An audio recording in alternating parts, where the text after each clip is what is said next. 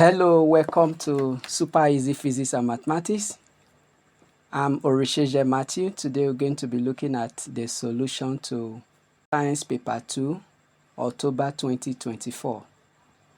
So this paper is for 45 minutes and the total mark is 50 marks. So let's dive in.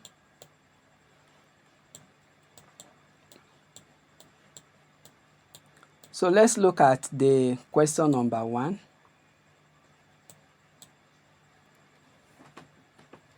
This question is about the characteristics between individuals. Complete the sentence. The difference in characteristics between individuals of the same species is called variation. It's called variation. DNA is gene. DNA in gene determine characteristics in human. Write down 3 characteristics determined only by gene. So we have many of them, but they say we should list 3. So let's see if we can list up to like 6 or 7 of them. So the first one, let's look at eye color. So you have eye color. You have blood group. So blood group O, blood group A. So if you have the blood groups, you have A, you have B, you have AB, and then you have blood group O. So those are the 4 blood groups. So for blood group is determined. Then you have tongue rolling, the ability to roll your tongue. Okay, can only be transmitted by the help of gene. Then you have sex and gender, whether a baby is going to be male or female. So it's determined by DNA. Then we also talk about some people that have coily hair. These are characteristics transmitted by gene. Then you talk about attached earlobes. So these are just some of them, but you are expected to write only 3 of them. So question number 2, the crust of the earth is made up of large tectonic plates. Explain how the fossil record and the alignment of magnetic material in the crust are evidence for tectonic plates. Now, if the terms of fossil record, you talk about similar. So we have similar fossil record.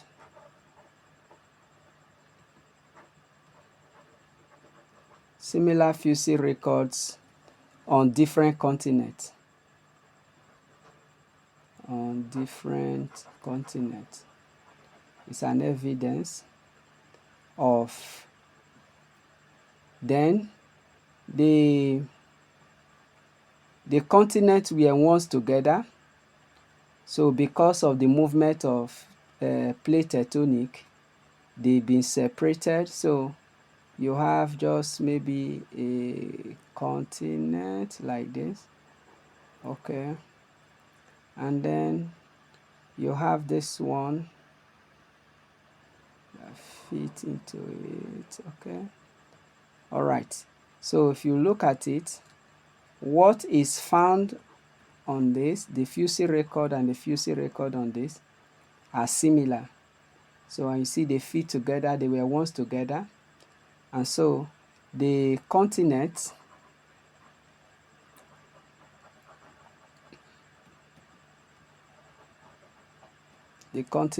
were together.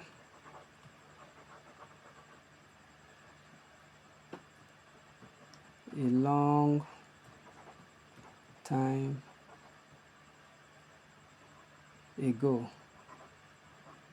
And then that is the talk about the concept of what? Pangea. So they were together as one big supercontinent. So continents, then the continent moved apart. Continents move apart. And as they were traveling, they carried the fusel form in them. They move apart, taking the fusils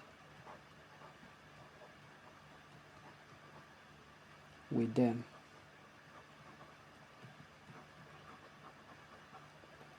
Now, alignment of magnetic material. So if you also look at the continent, so we have the occurrence of similar, you have same pattern, we have same pattern of magnetic materials.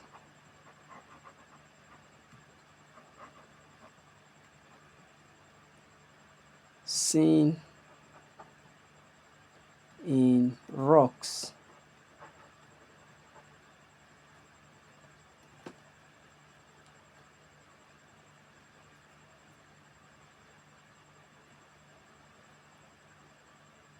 On the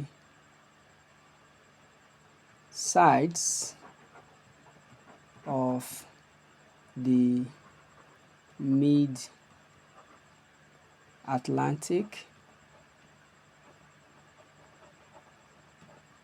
ridge. So these are evidence. And now the rock have moved away from the plate boundary. So as the rock move away from the plate boundary, they carry away those magnetic material that are found in them.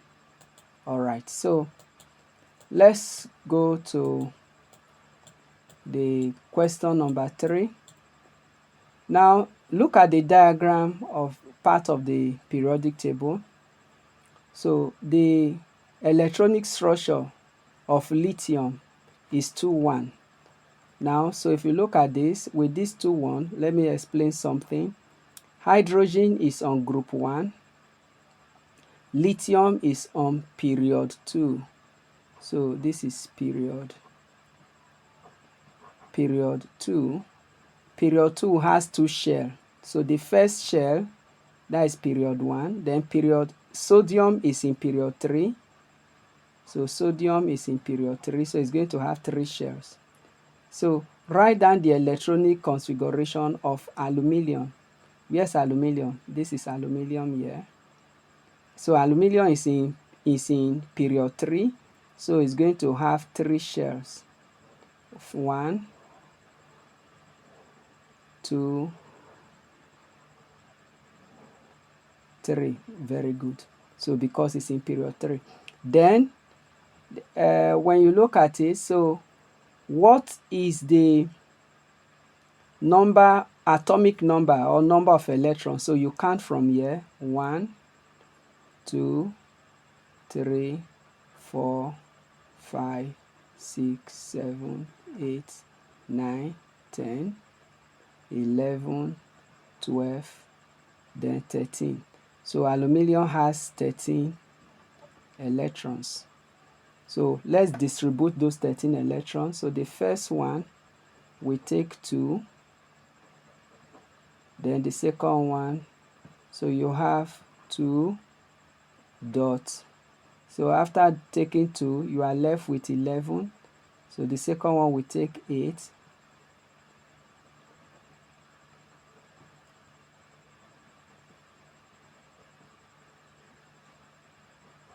Alright, so 1, 2, 3, 4, 5, 6, 7, 8 plus 2, that is 10. So then the second will take 8. Then the third one, so 10, remove 10 from 13. We are left with 3. So 3. So that is the electronic structure of aluminium. How many protons are there in one atom of sodium? How many protons are there in one atom of sodium? So this one, sodium is in this position here, so it has 11 protons. How many protons are there in? So it has 11 protons. So, well, let me just explain something about sodium. So what is the representation? So sodium is 2311. So that is the representation of the element. So where this one represents the number of proton plus number of neutron, which is the nuclear number or mass number, and then this one represents the atomic number, which is number of proton. So how do you get the number of neutrons? Subtract this from this, that will give you 12 neutrons. So an atom of sodium have 12 neutrons, 11 protons, and 11 electrons. So now look at the diagram of the structure of magnesium oxide. So we have the oxide, which is unshaded bigger circle, and then you have the shaded, the black, that is a magnesium ion. Write down the type of bonding in the magnesium oxide. So if you look at it, if you look at this structure here, you can see that it has what? -2. So this one is an ion, a negatively charged ion. And then you have here +2. So this is what? A positively charged ion, which is cation. So write down the bonding in magnesium ion. So that bonding there is ionic. So it has ionic bonding. Ionic bonding, or is otherwise referred to as electrovalent bonding.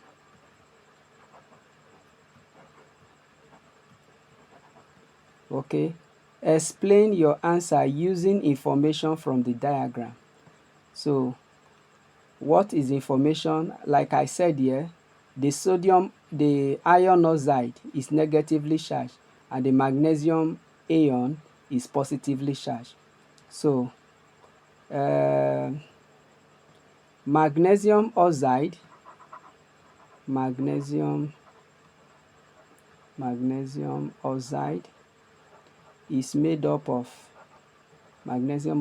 is made up of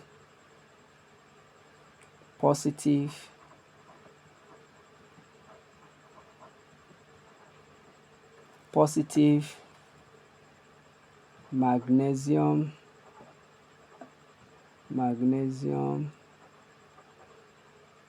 ion and negative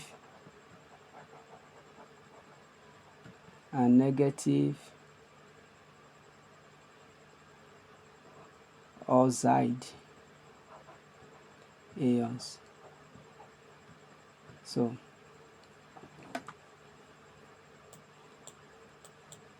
question 4, how many make is this electric circuit? Now write down the name of this component. So this one is open switch,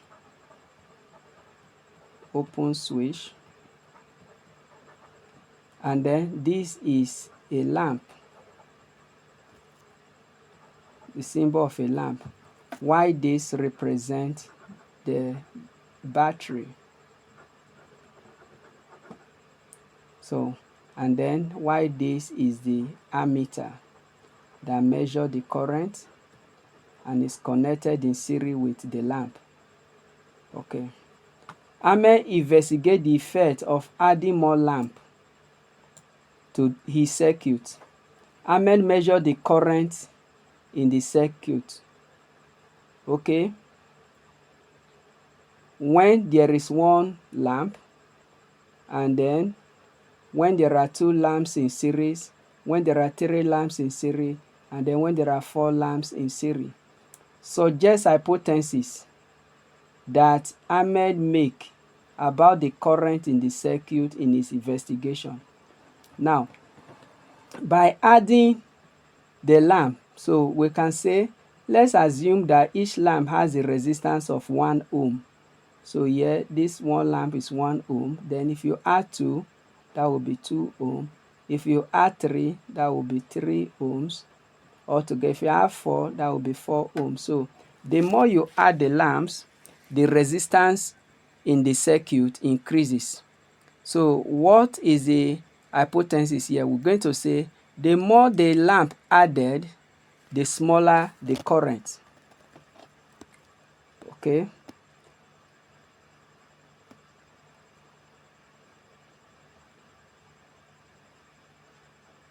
The more the lamp added, the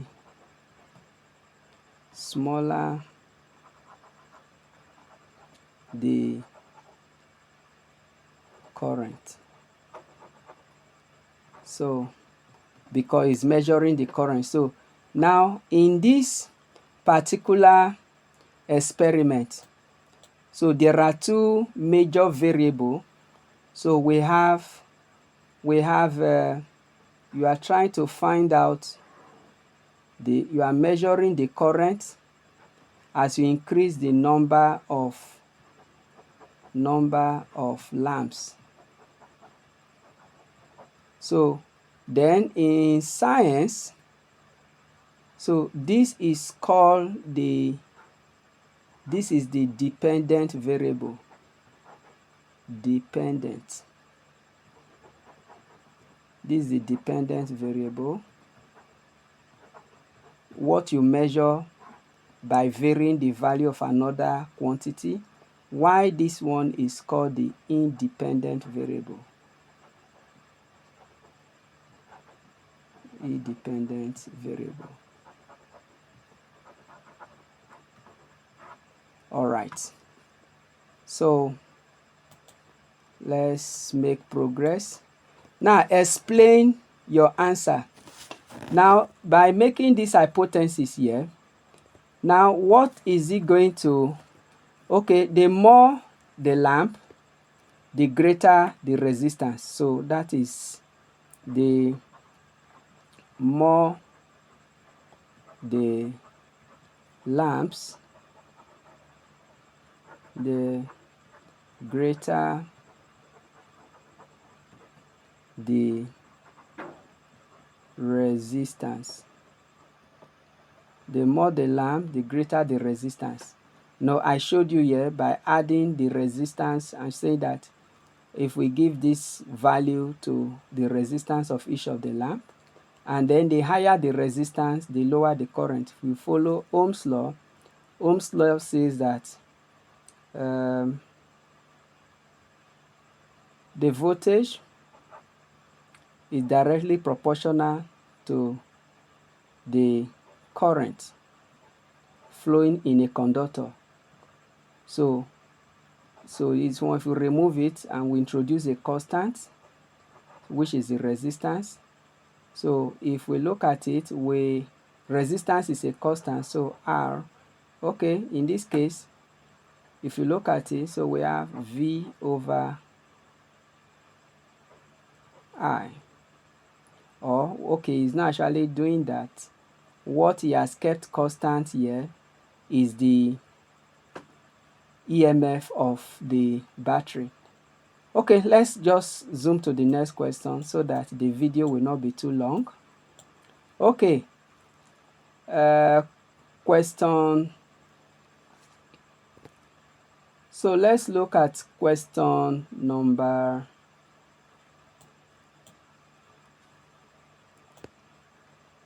So we are looking at identify one safety hazard in this investigation. So what is the safety hazard? One of the safety hazard is that the student can receive electric shock. So, or you can say the lamp can get hot. So just one of them. And if the lamp gets hot, so you make sure that you don't, how do you reduce that? So let's use that lamp gets hot while carrying out the experiment. Lamps get hot while carrying out the experiment. And then, so that to reduce students from being burned, what do? You have to use students use low current for the experiment, because the higher the current, the brighter the lamp, and then the hotter the lamp becomes. So you use what? Low current. And if you use low current, or you can say use low current or use low voltage. Use low voltage. Don't add more battery to the circuit. Okay? So by so doing, you can keep the lamp not too hot. And then also, to prevent this other hazard here, the student can decide to wear gloves before touching the lamp while performing the experiment. So you can use hand gloves so that the heat, the hotness of the lamp will not get to your bare skin. All right, so let's go to question 5. Look at the map showing the position of tectonic plates. Okay. Which location is the most likely to have the largest number of tectonic plates? That is here. That is section B, which is the South America ridge. So look at the map here. If you look at this map here, so that is this location here. You have more of those volcanic eruption at this point here. So it's the hot zone. All right. So what is that location? So that is B. Now write down the name of the process that caused tectonic plates to move. It is convection current of the magma. Convection current of hot molten magma. So that is what is responsible for the movement of plate tectonic. Now let's look at formation. How does plate tectonic cause volcano? So let me just explain this. So we move here. There are 3 ways basically that the plate tectonic cause volcano. So let's just look at this quickly. All right, so if you look at this information here, plate tectonic have 3 major movements. 1, you have the divergent movement. Then 2, you have the convergent movement. Then 3, you have the transform boundary. So the divergent is when one tectonic plate move away from another. So they are pulled apart. That is divergent. Now for convergent is when they push against each other.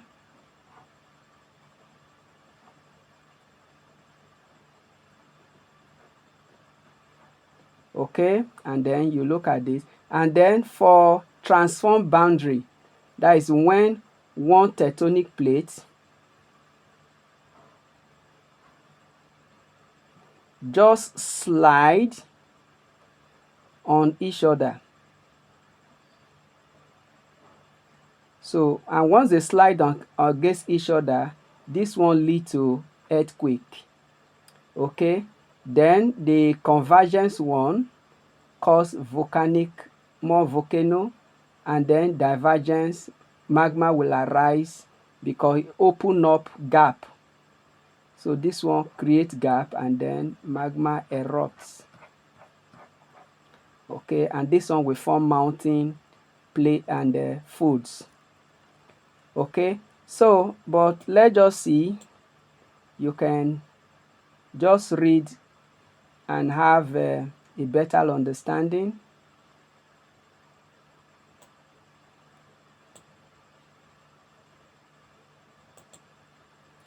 You can pause the video and just look through how the transform plate and the divergent plate movement and the transform plate boundary so causes volcano. All right, so let's go back to our question. Okay, so just like to help you have a better understanding. Question 6.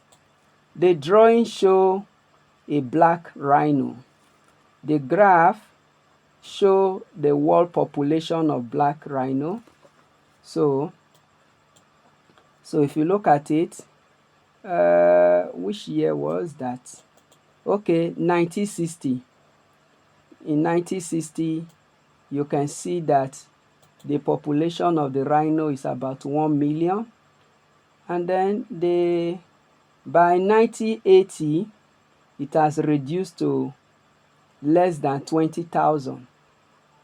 And then the number keeps diving down, then up to 2020 year. Now, write 2 reasons for the trend in the world population of black rhino. Why?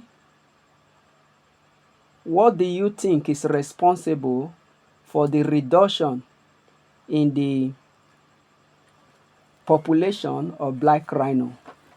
Okay, now there are a lot of factors that can be responsible for this. Number 1, increased hunting by human.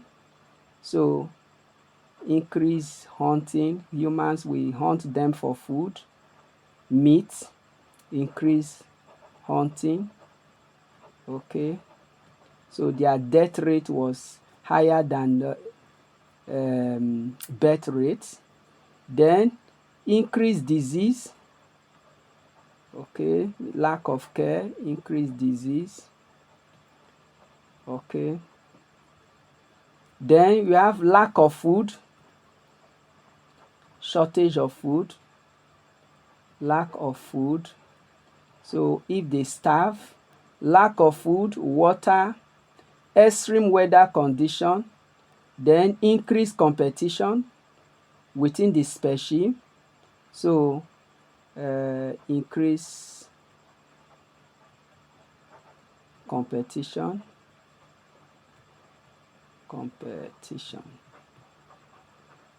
So then loss of habitats, then high death rate,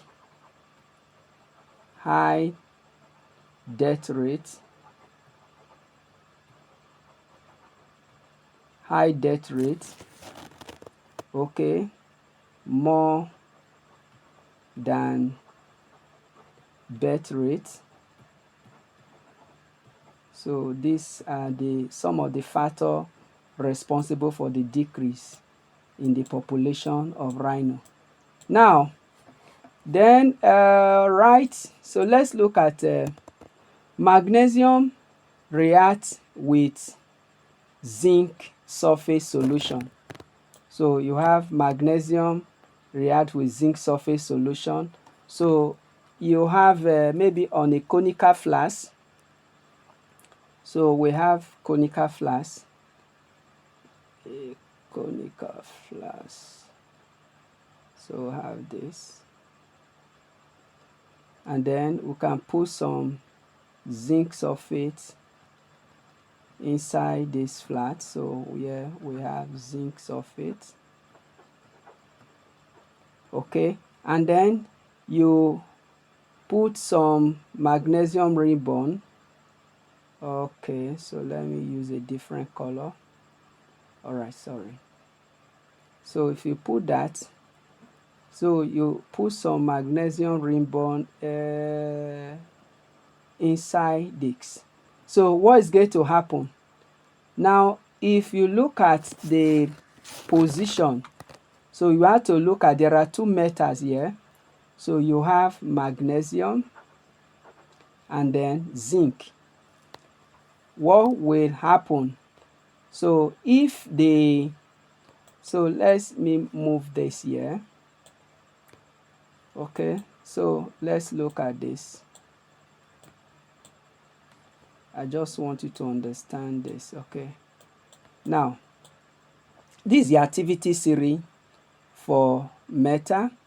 Then what happens is that if the metal in the solution is lower than the metal you are adding, so magnesium, so look at it, magnesium is here,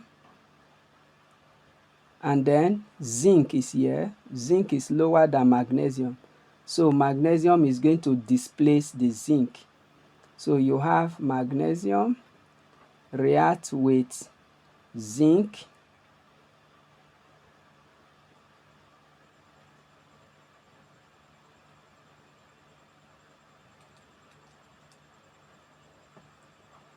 okay, zinc sulfate. So what is going to happen?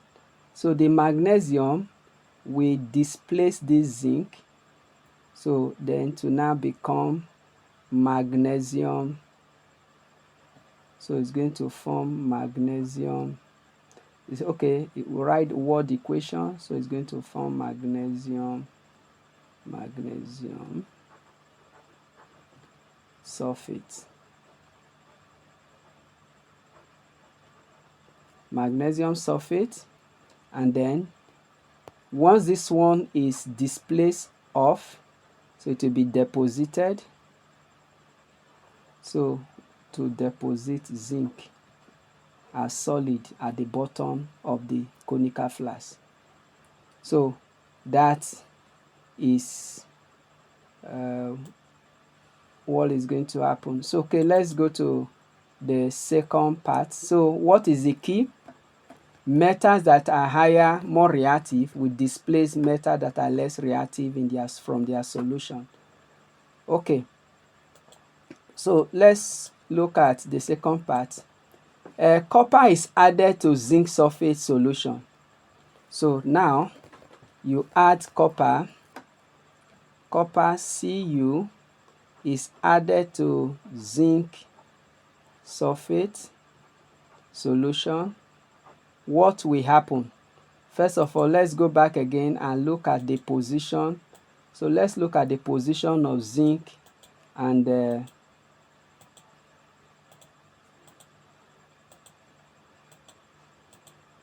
position of zinc and copper. So here, where is zinc? Okay, here you have your zinc, and then where, here you have copper. Copper is at the bottom of zinc. Okay, this is this thing. The something is just like I tell my student, somebody that is under you cannot press the person at the top. So the weight of copper cannot press zinc. So displacement reaction is this guy on top that the weight can have effect on this. Okay, forget about the position about this. So I just look at it like sleeping on top of layers. Okay, very good. So if you can understand that, okay, I will say, okay, let me look this. So the weight of this, so this is zinc. Zinc weight can have impact on this and push the blue container down. But this blue container, which is the copper, cannot, its weight cannot push this yellow container, right? So it's as easy as that.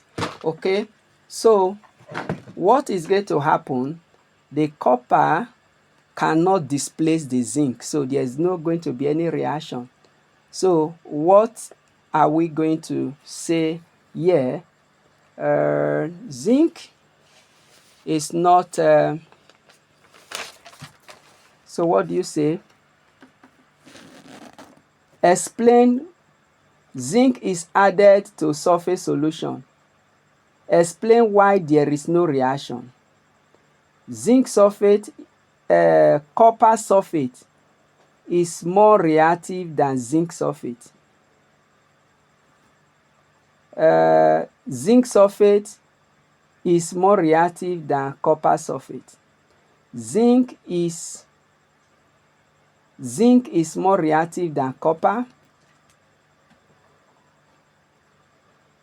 Exactly. Copper is more reactive than zinc. No, it is zinc is more reactive than copper. So that is how, that is the major thing in this particular reaction. So all right, so let's make progress and go to. So please just subscribe, like, comment, and share as a way you can help what I'm doing here. It's my contribution to help push your grade, and you can actually secure a space if you want me to prepare you for the next coming examination. Just sign up. You can scan this to join the WhatsApp group. All right, you are welcome to the super easy physics and mathematics family community actually. Okay, so let's just go to next question here. Question 8 is about wave. This question is about sound wave. Look at these two identical sound wave. Okay, look at them. First of all, if we look at the amplitude is the same, 1, 2. So if this is 1, this is 2, this is 1, this is 2, so it's 2 cm. Which word describe how these two identical waves interact? So if they are going to interact, so we are looking at combination of wave. So how will you describe the interaction? Basically, this wave is going to undergo what is known as reinforcement or constructive interference. So if they is going to undergo constructive interference. Oh, sorry. Wow.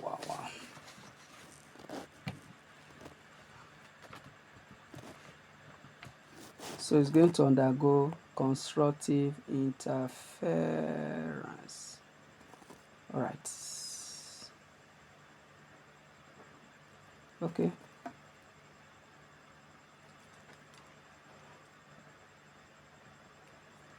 Okay. Now, so both of them will reinforce each other and produce a wave with a higher amplitude. Let me explain what I mean by that. So just look at this point here. I want to explain what I mean by constructive interference. So here I have two waves that are combined. So you have the orange wave and then you have the yellow wave. Okay, now look at this first segment here from negative 0.5 to negative 0.25. So if you look at this section from here down to this section here, so if you look at it, as the orange wave is rising, the yellow wave is descending the trough. So when they cancel, they are moving in opposite direction. So so this is the sum of the two waves. So there is cancellation. And when the wave cancel out, this is what we call disruptive interference. Then let's now look at this section. If you look at this section, let's look at this section here. Then from here, let me look at this segment. If you look at this segment, what do you observe here? This segment, the orange wave is rising, the yellow wave is rising, so they combine together, and then what happened? They produce a wave with a higher amplitude.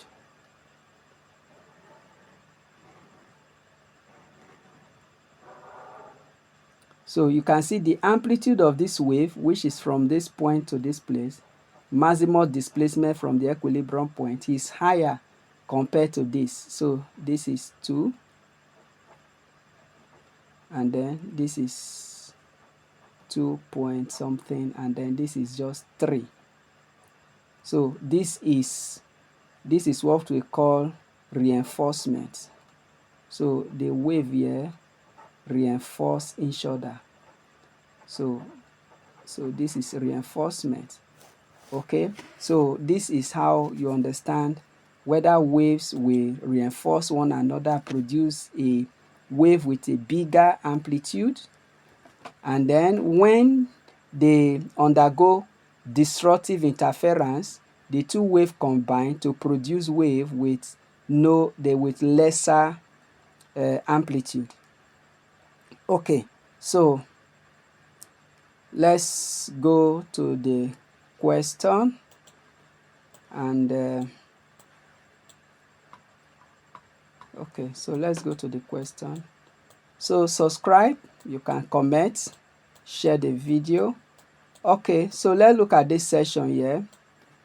Question 8b. Now sound wave A interact with wave B. So let's look at wave A and wave B. So if you look at these two waves, now you can look at the... Okay, let's get the question so we know what we are going to analyze. It says, write down one similarity between the new wave produced and sound wave A. So if you look at this, okay, these two waves interact, so they are combining together. From the explanation I just gave with those yellow wave and orange wave. So what type of interference is this? See, wave B is rising. At the same time, wave A is descending to the trough. So this one is going to cancel out. So the effect is going to produce a wave that is like this.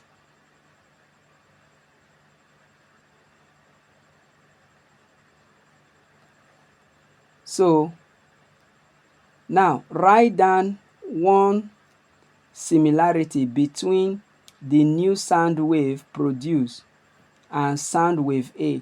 So the new sound wave that is produced is going to have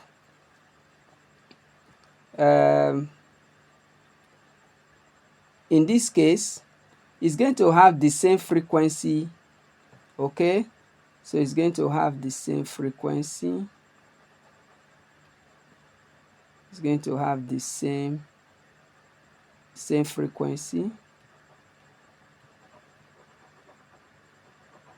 Okay, now these two waves have the same frequency. So if you look at this, I will explain. And then the same frequency, they are going to have the same pitch. Now, the loudness of the new wave is, this new wave that is going to be produced, because both of them, if you look at it, okay, so let's look at it. The amplitude of this one is 1.5. The amplitude of this is 2.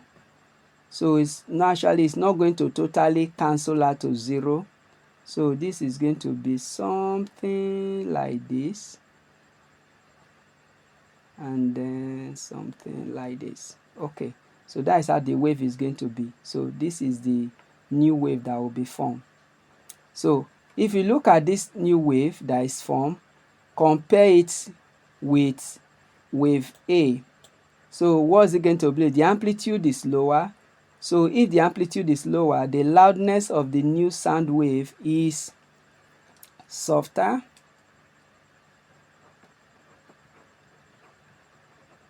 than sound A. This is because the waveform of the new wave has a smaller amplitude. Okay, now I'm going to explain two major things here. Let's explain the concept of frequency and then amplitude and how they affect wave. So let's come here quickly. Okay, if you look at this point here, I'm going to explain the frequency. Frequency affects the pitch of a sound, and amplitude affects the loudness of a sound. Now, the higher the frequency of a sound wave will produce a sound wave with a higher pitch, or is a sound with a higher note. So how do you count the frequency? So from here to here is 1 second. So let's count how many complete wave. This is let's use the green one. So this is 1, 2, 3, 4. So the green wave has the frequency of 4 seconds, which is 4 Hz.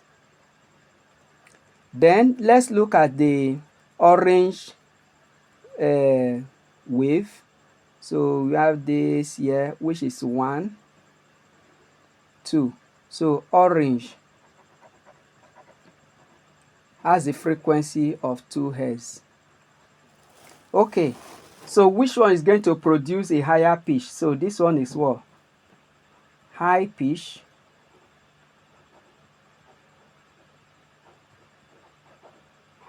And then this one will be low pitch sound.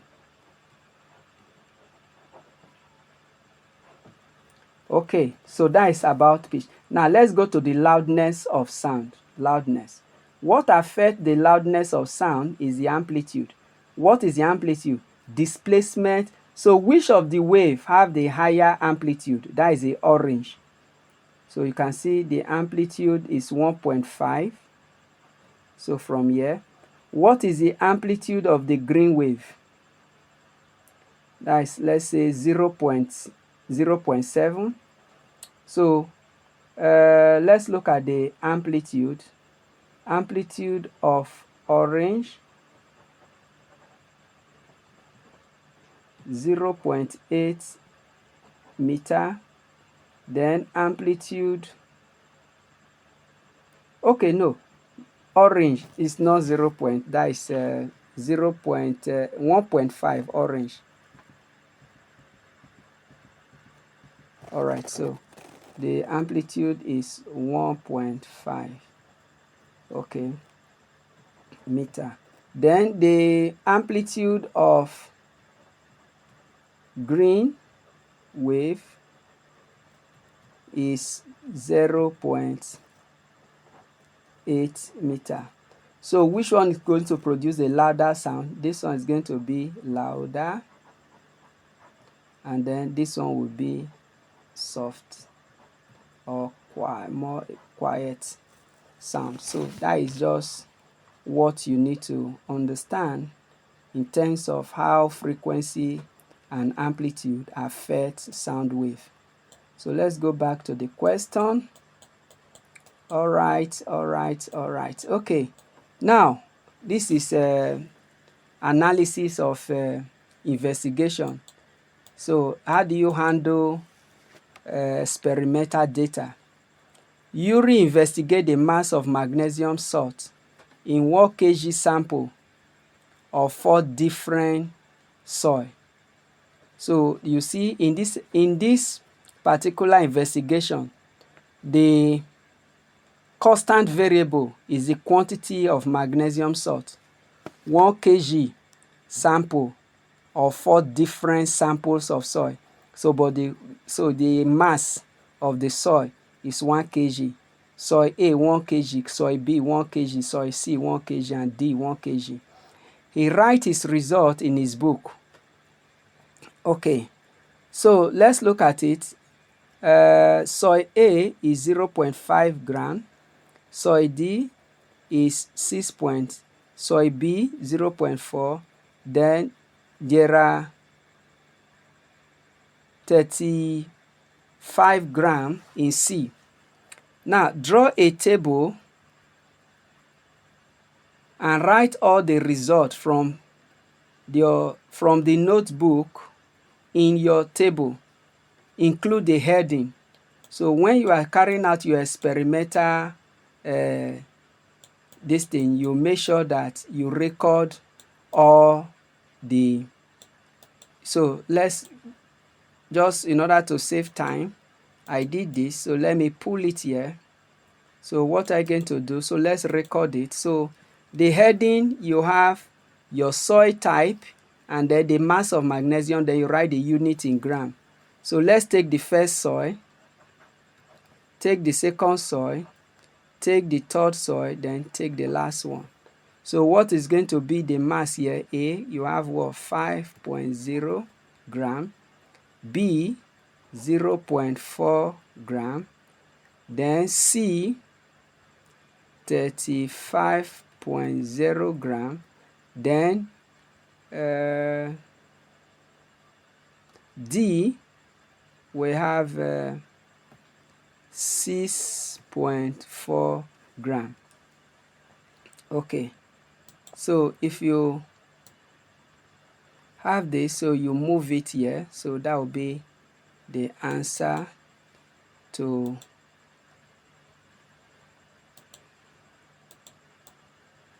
so that is the way you are expected to record your value.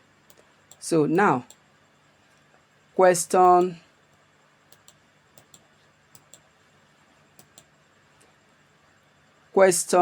10.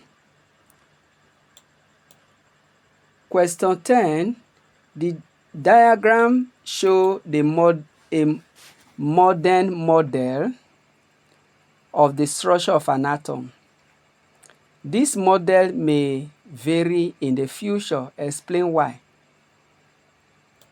So what can make scientists to adopt a new model different from this one, where you have the electron moving around the proton and neutron in the nucleus? When new discovery new information may be discovered, better technology may be used for analyzing the structure of an atom, and then atom cannot be represented. This is 2D representation, but maybe in the future scientists will start using 3D representation of atoms. Okay, so that is why the model will need transformation, have to be replaced with a better model. So why will scientists decide to use a different model in the future? The reason is that when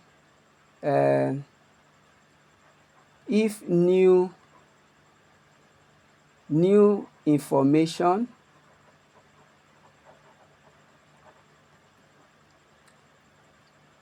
is discovered, new information is discovered better than existing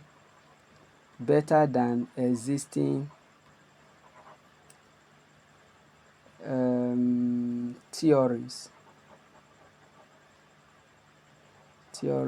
of atom.